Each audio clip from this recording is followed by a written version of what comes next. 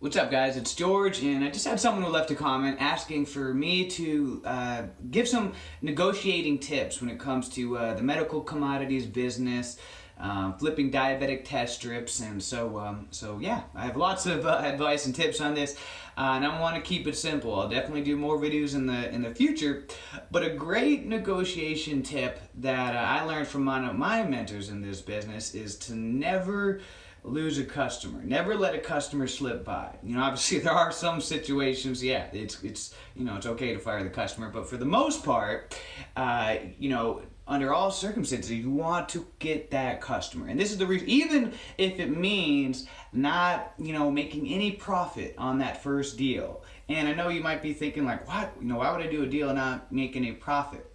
I've even done deals where I've lost money. And I know that doesn't seem like that would make any sense, but you got to think long term. And this is what I learned, because in the beginning, I was, all the leads I got for this business, people calling me up trying to sell their test strips and medical commodities, I was, losing all of them, and I couldn't understand why I couldn't get any of them. And after having a talk with my mentor, I learned, some things to adjust and started closing and getting lots of customers. And so, gonna keep it real simple. So number one, you want to be friendly. It's amazing to me how many people, I work with and I talk with that are like, they're like, yo, what's up? They act like a gangster on the phone. And it's, you want to be professional, be friendly, even if they're kind of rude and sour, they may be having a bad day, but you be the better person. You be friendly to win them over. So, but why not to lose a customer? Why to work not to lose a customer? Well, this is the reason why.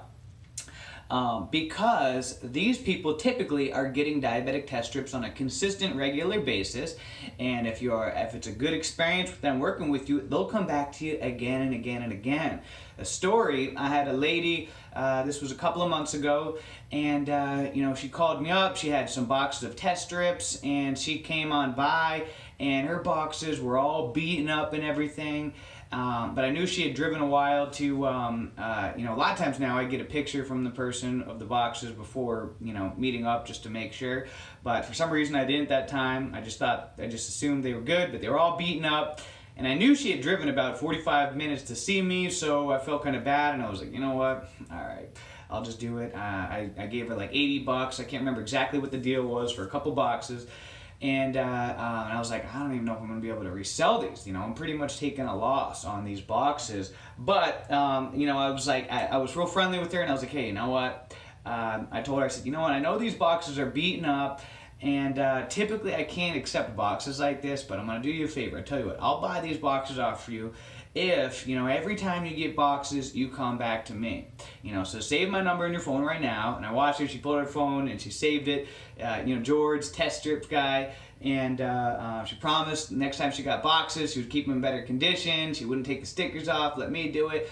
And guess what? Now she's come back to me multiple times, and I've, made a lot of money from her. And so from that one time, I took a loss. And I did actually end up selling those boxes. I ended up selling them on eBay, and still did making a profit, believe it or not.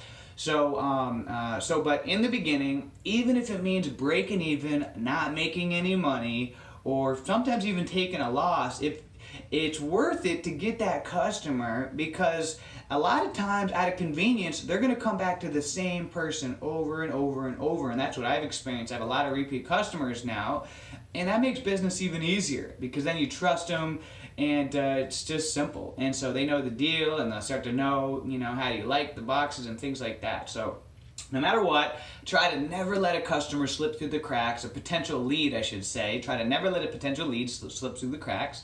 Try to, at all costs, see if you can close the deal, even if it means breaking even or losing some money, because you want to think long term. Look at this as a marathon, not a sprint. And I have had so many people who've turned up as customers because of referrals. So a lot of your customers, they'll refer their friends. They're your best forms of advertisement. I've gotten a lot of business from referrals. Hey, this is Felicia. She told, Anthony told me to give you a call, and this and that. And so if they, if you have a good experience, and they'll tell their friends who are diabetics, and other people will network for you. So do whatever is necessary to close the deal on pretty much all leads that come your way, and your business will explode. So that's a quick negotiating tip for the day. Until next time, have a great day, great week, a great month, a great year. Just make it a great life. See ya.